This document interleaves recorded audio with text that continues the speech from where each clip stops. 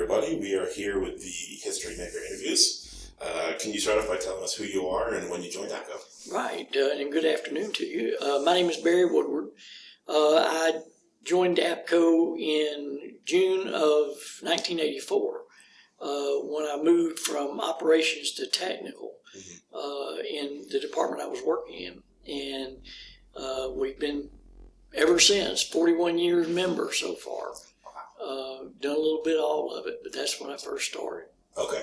Can we go a little bit more into that? During your tenure, can you tell us which agencies you worked for, the positions you held, some of the responsibilities, and how long you were at certain areas? Okay. Well, I started in public safety right out of high school in 1972, June of 1972, with the Georgia State Civil Defense Department, which is now part of GEMA, which is part of FEMA. But back then it was the Civil Defense. And I stayed there about a year, and I started looking as a part-time radio operator. I did it on the weekends, but I started looking for more full-time employment, so I applied with the Georgia State Patrol and with the DeKalb County Police Department.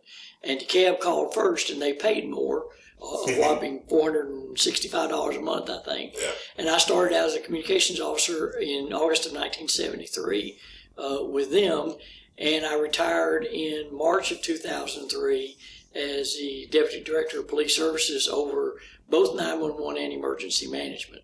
So I had both of those, plus all the technical, plus all the operations. Now, I had a staff that worked for me, but it took me 26 years to get at that. In the last 4 years I was there. Before I retired, I was in the top spot. And then I worked part-time for Stone Mountain Park, which is a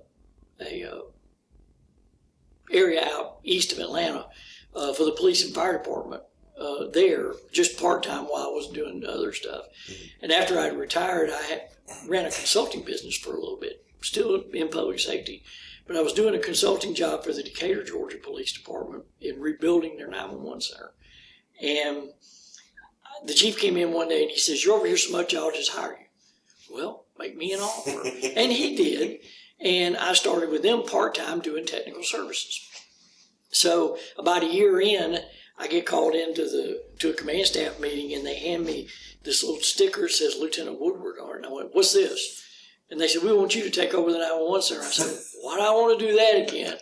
But they made it worth my while, and I did that for an additional 15 years and retired 2 years ago. But we had a plan. I came back to work part-time for them, doing technical services to what I started. So I'm still employed part-time 3 days a week with the Decatur Police Department and doing everything that I do with APCO. That's great. Okay. All right. So what drew you to join APCO, and was there a particular person or event that influenced you? Yeah, there was two people actually that did it. The people that were in our agency started doing APCO because we were in the process of putting together one of the first 800 megahertz trunk radio systems in the country, in DeKalb County. So we started looking out and branching out to APCO, frequency coordinators, and everybody else for both operations and technical to help us there. But there were two people that were both later on past presidents of this organization. One was George Murray from Georgia, was the association president in 1990. He really pushed me to get onto the board in the state and work my way up. The other one was past President Joe Nasser from Florida, who also moved his way up, and he was a real big influence. If I had a question about something operational with APCO or wanting to do something different, he would tell me how to do it and how to get there. And that still rings true today, even though he's been gone for a long time. And well, both of them have. But the lessons they taught me back then ring true today. Let's see. Has your APCO membership had a direct effect on your career in public safety? Oh, absolutely. Yeah. It's opened a lot of doors within, not so much my agency, but it gave me the knowledge to be able to handle what I was having to handle on a day-to-day basis with the agencies I worked for. And again, it comes back to knowing who you need to talk to get the answer that you need to be able to move forward with that. And even now that I'm not as involved as I was, but I'm still there, it's easy to pick up the phone or call or text somebody and say, "Hey, what'd you do about this? And how did you do it? And we're learning every day, even still, of new technologies that are coming out and everything else. But it's all because of APCO being able to be the forefront in communications to put that information out there. Gotcha. And what do you like most about APCO? Oh, it's the member driven, the people. To be able to network and just, even though we don't get to do it but once a year when they come to a conference or everything, it's good to see all my friends and all the people that we've served on committees and fought with over the years. We may have fought, but we're still friends. Yeah. But it all works out to do, but being able to come to these and share our experience with the newer people that are coming up that have never seen anything like what we went through back in the day. Right. That's great. Let's see. Can you describe some of your favorite APCO activities at either the state chapter or national level during your tenure? Oh, yeah. And it's a state chapter for the state of Georgia. It was always putting the conferences together to see if we could do better from what we did the year before in putting those conferences together. And we're talking about middle 80s, middle 90s in there to do that. And we tried to do a lot of stuff that was family oriented during the summers. So you bring your kids and let them swim in the pool while you're busy all day doing business that you needed to take care of. On the national level was being able to again, learn from other people and to be able to take your expertise and help somebody else with it in the committees that you served on, or even running for one of the board of officers type things, to just show your expertise and to be, I guess, more or less to be recognized for what you do. Because in this particular job, and I'm sure you've heard this from others, it's a thankless job a lot of times. 911 and communications is not always your first level stuff, but they're the first of the first responders that are getting the information to get to the field to do what needs to be done. If it wasn't for them, the outcomes out there wouldn't be what they are today. Absolutely. I agree with you for sure. What do you think APCO does better than anybody else? Networking. Yeah. They are good about getting information out if you need it.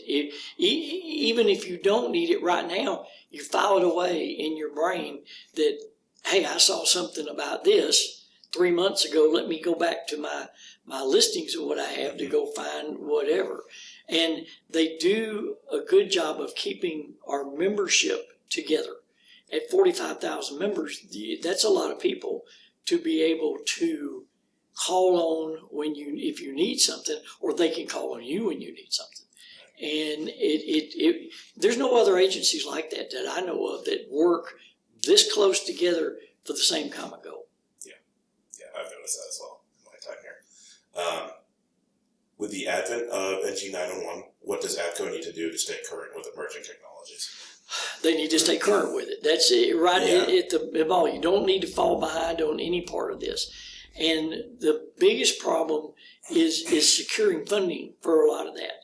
And this is where the leadership of APCO needs to work together. And they're doing this, but it needs to continue with Washington, D.C., with the senators, with the representatives, with the president, and everyone to get what we need to bring these systems up to date. Because there's a lot of them out there that are not even close. There's still some that don't even have enhanced 911.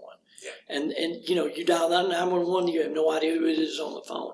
There's a lot that have it enhanced, but they haven't gone further looking at NG911 and all the benefits that come with it. And my particular agency, we are on the doorstep of pushing that next level. Already done the stuff to do it. We just got to get it worked through to be able to do what we need to do. But it's going to be a game changer. Yeah. And to be able to see, like videos, to be able to see what's going on a scene, so you can tell the officers on the way, look, this is what's happening out here, where they're not walking blind in, or the fire department's not walking blind in, to be able to do. And I think APCO leads that, and they need to continue to be the leader in that. Yeah. As much info we can give our responders as possible, right? That's absolutely correct. Yeah. Okay, last question we have here for you. What stands out as a significant contribution during your time in office? Being able to, like with everything else, being able to help people, number one. Number two was serving probably as a group leader for a number of years. I did it for 4 or 5 years, I think. And to foster these people that are coming up through the committees to help them understand how APCO works and what APCO needs to be able to move forward.